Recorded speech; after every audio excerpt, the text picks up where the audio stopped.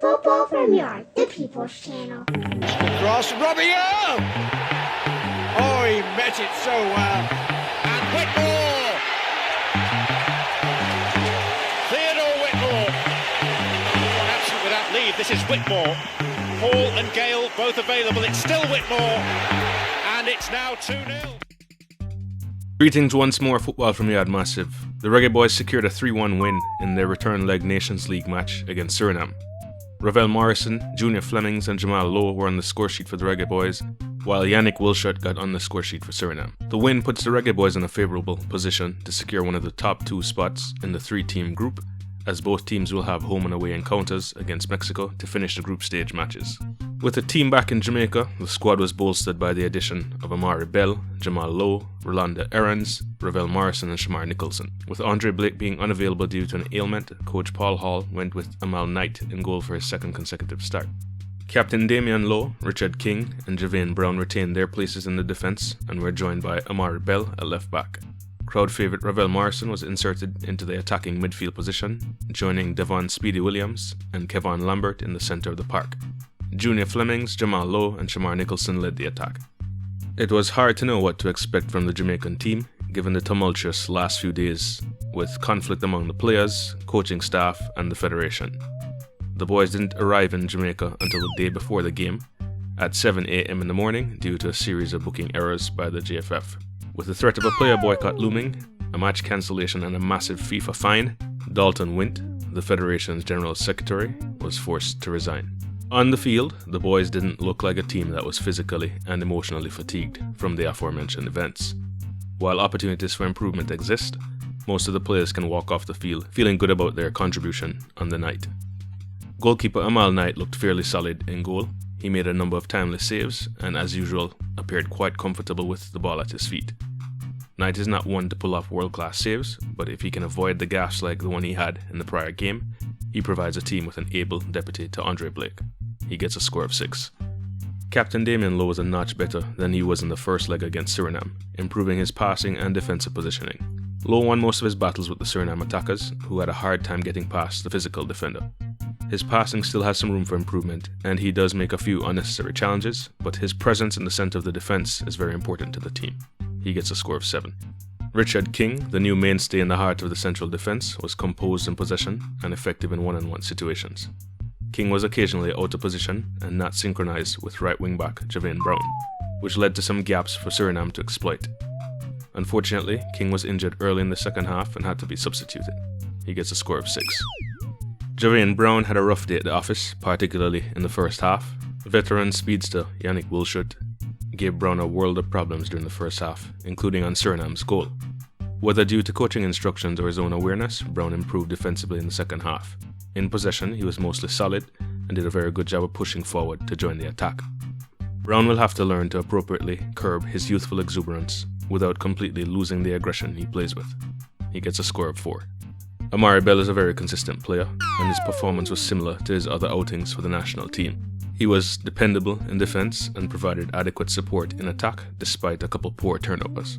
Bell doesn't provide the dynamic play of some of Jamaica's other left wing-back options, but he does provide structural integrity in the defensive line, and he's able to support the attack in a competent manner. He gets a score of 6. Kevon Lambert played the majority of the game in midfield, but a substantial portion of it in central defence when Richard King got injured in the second half. Lambert's impact on the game improved when he moved to central defence, as he had more time on the ball to see the passing options. When Lambert returned to the midfield late in the match, he looked more assertive than he did in the first half. He gets a score of 6. Devon Speedy Williams covered a lot of ground once again, providing good defensive cover for his backline. He primarily played safe passes connecting the midfield and defence. However, his accuracy diminished substantially the closer he got to the opposition goal, as he tended to be a bit jittery when sensing the opposition close by. He gets a score of 5. Ravel Morrison's technical ability was on full display on the night, in what was one of his most complete performances for Jamaica. There were many moments where Suriname looked poised to win possession, only for Morrison's dribbling or passing to lead to an escape. Morrison opened the scoring with a magnificent first-half free kick, and was very close on a second effort. He connected well with his teammates and offered good pressure on the defensive end as well. He gets a score of 9. Suriname couldn't handle Junior Flemmings' pace and aggression. He generated a number of free kicks in dangerous areas, connected well with his teammates, and got his name on the score sheet after finishing one of his many dangerous runs. Flemmings occasionally switched flanks, and whichever sideline he went to was the most stable defensively and the biggest threat on the attacking end. If Flemmings is able to sustain his current level of play, others will have a hard time removing him from the starting lineup. He gets a score of 9. Jamal Lowe was able to get his name on the score sheet, finishing a good build-up play with his signature composed style. Aside from the goal, Lowe had a modest outing. He isn't yet in sync with his fellow attackers, and his defensive support for the wingback was substandard.